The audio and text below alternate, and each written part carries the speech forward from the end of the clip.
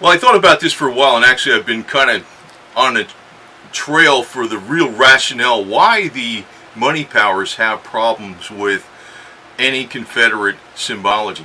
And it has nothing to do with when people from the South are saying it's about heritage. The money powers don't really have a problem with that, even though they're attacking that rationale, or maybe honoring Confederate ancestors. But what the money powers really fear about Confederate symbology is what the Confederacy represented as embodied in the Confederate Constitution, which was limits on government spending, government appropriations. Now, I already did talk about how in the Confederate Constitution you had to have clearly titled in the spending bill what the spending was for, and it had to be clearly spelled out in the language of the bill what the spending was for. The president also had line item veto powers, where he could say, well, I don't want to spend that much money on that, I could cut that down. There was also term limits on the president. There was one 6-year term, so he didn't have to bother with messing around getting reelected in a couple years, because the next term's coming up, and he was limited to one 6-year term. Back in 1861 or 63, there was no term limits. It didn't occur till after World War II. FDR was elected 4 terms, and they passed an amendment to limit the terms to 2 terms on a president. So the Confederacy was well ahead of the curve on that. Now here's another important point. There was no forgiveness of debt. In other words, if the government made a loan, there would be no forgiveness of debt. Now you're thinking, well, maybe that's not such a good idea, because maybe they're giving a loan to some needy company in the United States. But typically, when they're talking loans, it's loans to a foreign country, and the money is loaned with the or it's sold to the Congress with the expectation that the foreign country now has enough money to build up their infrastructure, their transportation system, or their electrical grid, which will spur industry, and they can easily pay you back. Well, usually what happens is, it could be somebody, good. I'll give an example, like the Rockefellers used to do this all the time, with lending money to Russia, for instance. What they would do is, the loan would be, say, go to a foreign country, give an example, Russia, it could be anybody though, and they could not afford all these big products or these big contracts coming from these mega corporations in the United States. So they would be lent the money from out of the U.S. Treasury with the expectation that it would be paid back, because when they get all these trucks and infrastructure generators for power or whatever the heck it is, or machine tools, that they would develop so much industry they could pay back the loan. Well, usually it's presented, that's how it's presented to Congress. And when this actually occurs, though, there's big sales to the mega corporations, big profits to the really ultra wealthy who own these mega corporations. And then later on, when the foreign country will say, well, we can't repay the loan, the debt is forgiven. That would have been outlawed outright in the Confederate Constitution. That's one of the big rackets that's going on. Now, I don't like using political terms too much, like you say socialist or communist, whatever. Think of government as almost, on one side, like a vacuum cleaner. It's vacuuming up money through taxes or fees or regulations or even confiscation of goods. Or it's extracting labor from people from incarceration, because the 14th Amendment made that legal, which was a new type of slavery, really, in reality. But they, but who controls that apparatus is largely the people with the most wealth, who can give the most money to politicians to get them elected and give them the best advertising. See, the Confederacy was putting a lot of limits on that, just by putting limits on spending. There was no infrastructure. There was limits on infrastructure spending. a lot of the infrastructure that was previously being financed by the federal government to benefit the big railroads prior to the war between the states, and a canal building which was benefiting the northern manufacturers, would have been not legal under the Confederate Constitution. Also, there was no blanket spending bills, no omnibus bills, that was not allowed.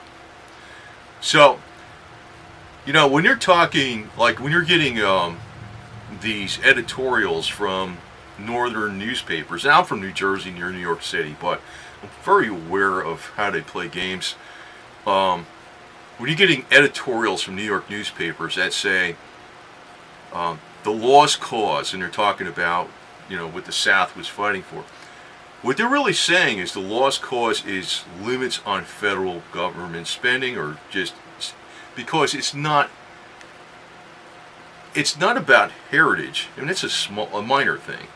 It's not even about states' rights. And that's in a way limits on the government. It's one of the checks and balances.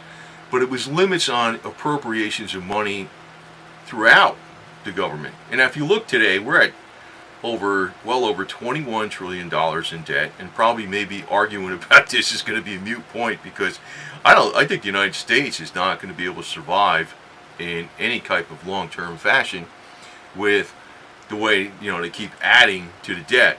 It's going to cause the dollar to be greatly devalued, or something's going to happen bad eventually. I don't know when. People have been crying wolf that it's going to happen right around the corner, but it may be some years from now. Maybe it's getting near critical mass. I don't know.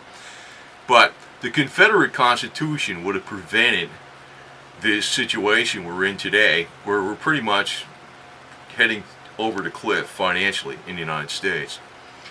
What you're seeing today too is also where politicians and people in business are grabbing as much money as possible in a last-ditch effort to just take whatever they can before everything, the music stops. And that's not good for the people at large.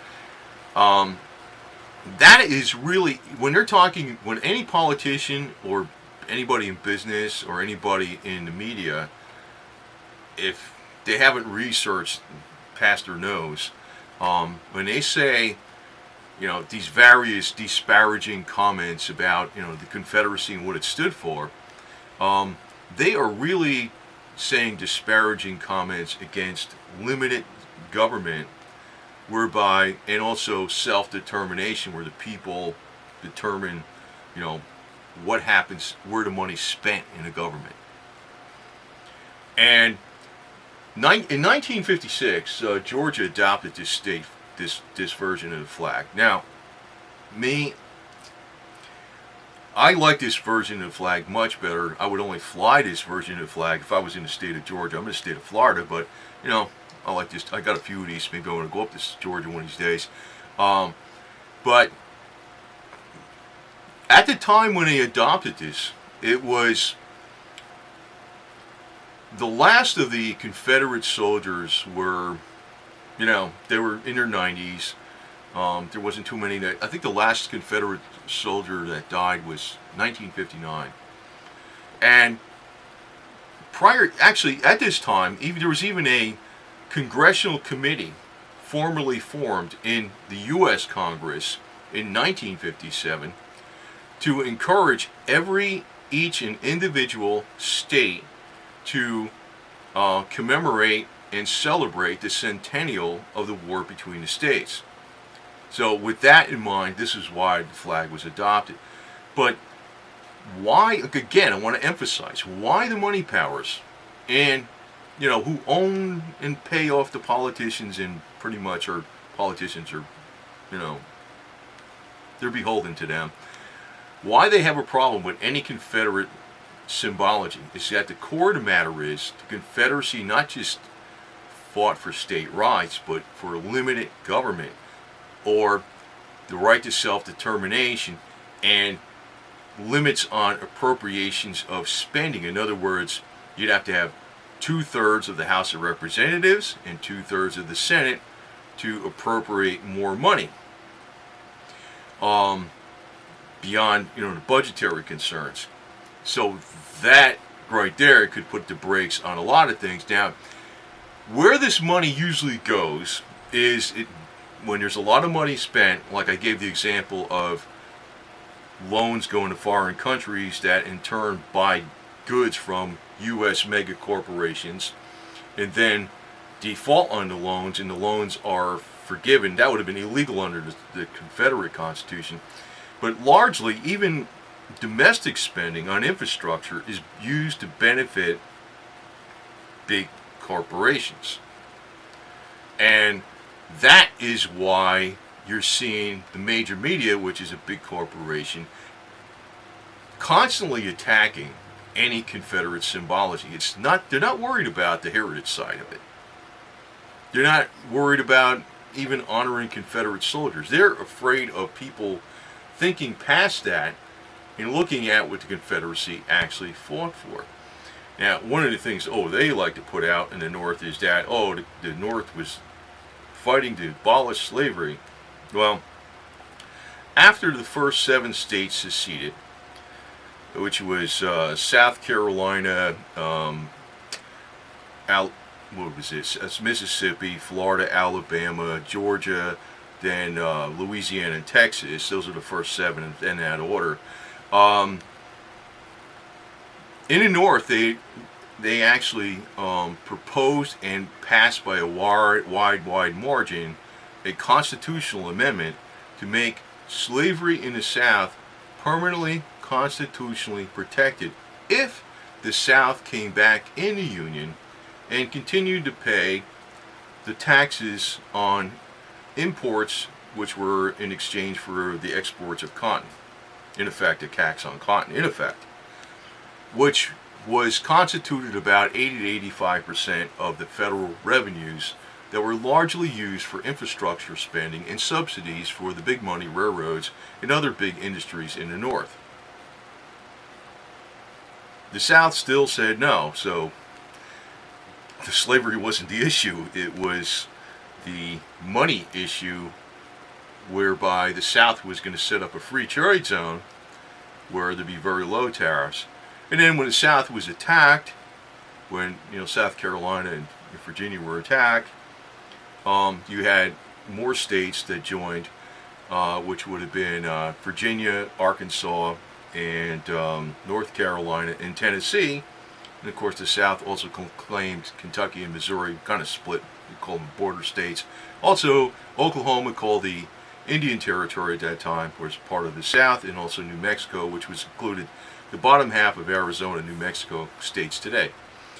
Now, what I'm bringing up, though, at this point, is that in 1956, when they adopted this flag, it was partly due to commemorating the 100-year centennial, which was of the war between the states.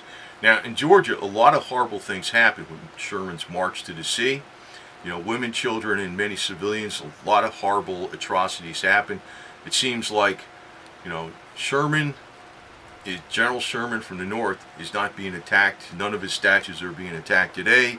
It seems like they're only going after. It's almost ludicrous. I don't know why people. Well, you know what it is. People are conditioned by the media. If they're actually going to go after somebody during that time period, they ought to be going after Sherman, because actually Sherman, after the war between the states, he set upon a genocidal policy against the American Plains Indians, or American Native peoples in the Plains. So, nothing's being said about that in the major media or the media out of New York City, which really screams at one postulate that you could say, that New York City media does not care about any humanitarian concerns, because if they were, they'd be targeting General Sherman, not just for what he did against fellow Americans in the South, but the American Plains, Native American Indians, if you want to call them Indians or Native peoples, that General Sherman wanted to exterminate. And he set up a policy of genocide against them. You won't see a peep out of them up north. They're just, they're getting old, Actually, it was Stan Wadey, I think it was, an American native Indian, if you want to say the word Indian, whatever, native from present-day Oklahoma, who was the last Confederate general to surrender. A lot of people don't know that too. So, and actually, he reached the highest rank of any Native American on either side, whether Union or Confederate. Stand Whitty. So, if I got that name right, hopefully I do. I'm doing this off a rote memory. I don't really prepare these videos when I do them, actually. I just kind of, just get them right from heart. But I know the information pretty well. But you can look up, changes to the Confederate Constitution. Oh yeah, they mention about slavery, but that's the only thing the North mentions about.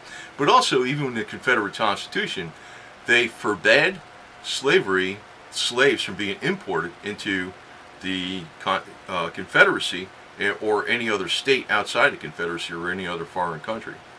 And they also allowed states to join the Confederacy that weren't slave states.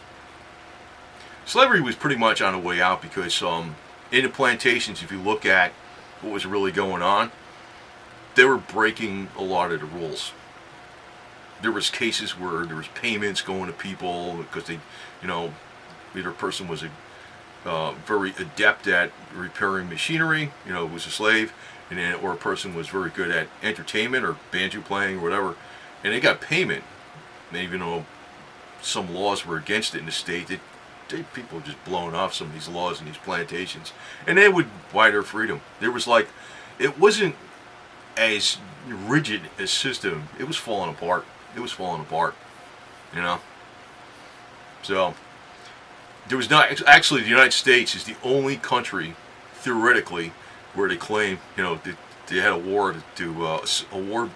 between its citizens to abolish slavery. This is the only country that's ever happened in across the world. Which obviously this wasn't the reason for it. It was determining not just about states' rights. That was one aspect of limited government, but it was also about who can tap into the federal reserves and subsidies at will. The Confederate Constitution would have put a stop to that. This is what the big money in New York can't stand.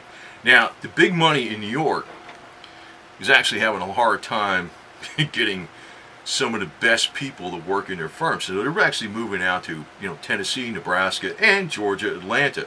So they have their tentacles in Atlanta, which actually has a major influence over the state government in Atlanta, which is actually preventing this version of the flag to being the flag of the state of Georgia today. But I would advise people to fly this flag anyway, because if they tell you, don't argue about heritage. It's people in the South did not secede because our heritage. It was over excess federal spending that they were largely paying for. So when they set up their new government, it was like, we're putting major limits on federal spending, how they can appropriate more money. They're not going to be able to forgive debts to loans made to foreign countries or large corporations. They're going to have to pay them back. There was even so much more even states' rights in this way, that federal judges and officials that did actions in a state that were, against what the state wished, that 2/3 of each body of the state legislature could impeach that federal judge or federal official and have him removed from office, which means the state had power over the federal level. Today, it's almost like the state is a label. It's like you have federal laws, and the state follows every federal law there is. They can't go against them, and they add new laws. That's how they do it, pretty much. Except some of the southern states and midwestern states and mountain states got some backbone. But the problem is the big money is in Atlanta in Georgia. Now, what I'm thinking of doing too, because actually this was my strategy when I went to Florida. I wanted to be close enough out of the city, far enough out of the city. And this, unfortunately, my area's turned more, got more populated.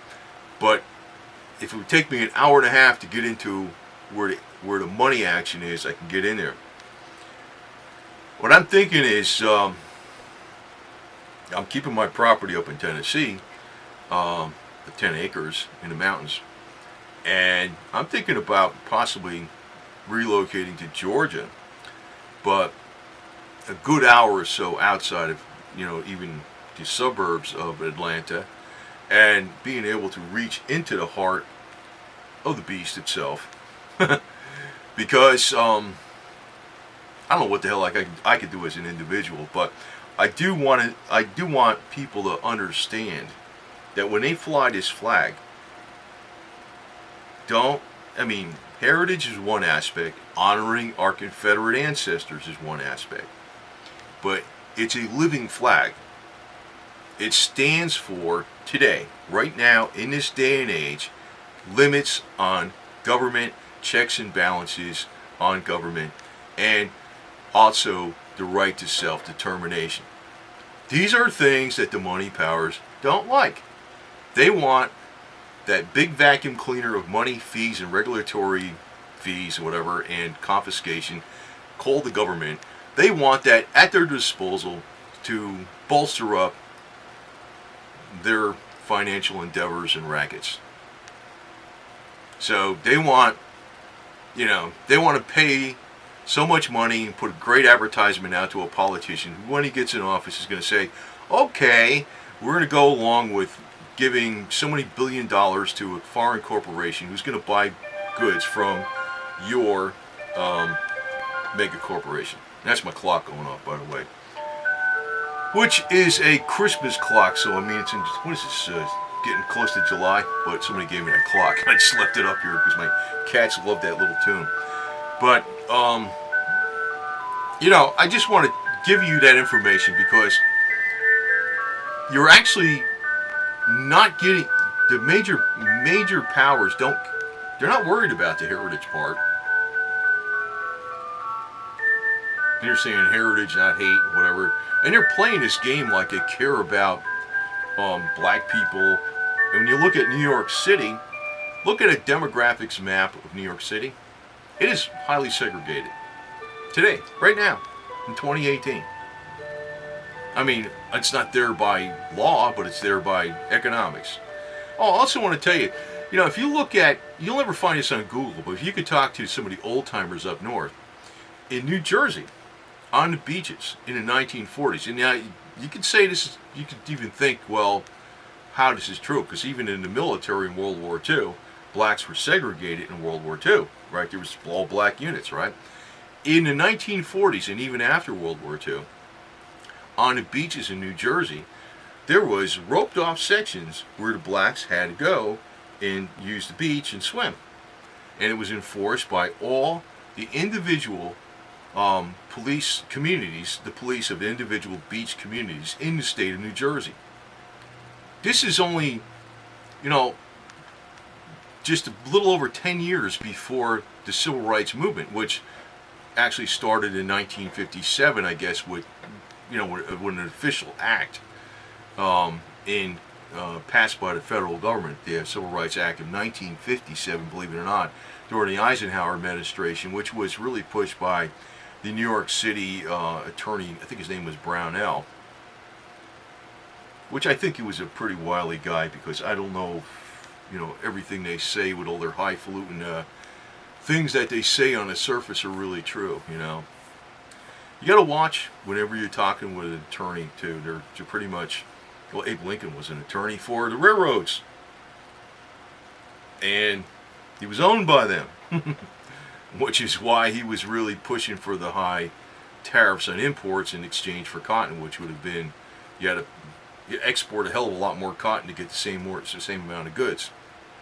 In effect, a tax on cotton, which benefited the railroads, which, of course, dried up the federal treasuries, and actually the federal government was in debt in 1860, despite the South paying 80 to 85% of the money into the federal government. And you know why they freaking said, we're out of here. But today, this is not like an ancient flag. This is not like just an historical flag. It's a living flag. This is why the intellectuals in New York City who represent and argue for the financial powers hate everything to do with Confederate symbology. They wrap it up in some kind of humanitarian goal, but it's not the reason. Because if that was the reason, like I said, they would be attacking Sherman today, the Union general, for what he did in the South and also what he did to the Plains Indians. What they are worried about is what this flag really represents, not just states' rights, and not the right to secede, not just that, but that's the right to self-determination. But it's all about the basic concepts of limits on government spending, appropriations, checks and balances. Like again, the states had the ability to actually impeach federal judges and officials. There was a lot more into that Constitution that actually, they emphasize only one tiny point. But again, even that was almost ludicrous to argue, because the North itself was ready to, by overwhelming majority, make slavery in the South a permanently protected institution by constitutional amendment. But after Fort Sumter happened, and that was it. Abe Lincoln reinforced that tax collection point in the middle of South Carolina's harbor, and against the South Carolinian wishes, and South Carolinians fired on Fort Sumter. And actually, when the battle flag was flown over South Carolina in April of 1961, it was to commemorate the 100-year anniversary of Fort Sumter, as encouraged even by the Congress in the United States. And I think it was 1963 in Tallahassee. I think the Confederate battle flag went up at that time over the Florida state capitol to commemorate the 100-year anniversary of defending Tallahassee in 1863 in the Battle of Natural Bridge. But the media will tell you it was against the civil rights movement. The media is lying. But like I said, the media is just a tool of the big money. And I did tell you several times what the big money, why they fear this symbology. It reminds people about limited government and putting the brakes on big money, just taking all the tax money and using it for their own benefits. Of course, they give it to other people at the very lowest levels, because that's part of the Roman strategy we used to have way back when they used the grain dole to buy the population. That's another factor. So anyway, keep your rebel strategy going. Your rebel since 1861. It's actually a living concept. It's not just an historical concept. So I want to bring that point home. Over and out. In Georgia, we're going to get this flag back one way or another, and if it doesn't come back, everybody fly it. The heck with it. And again, it's about limited government.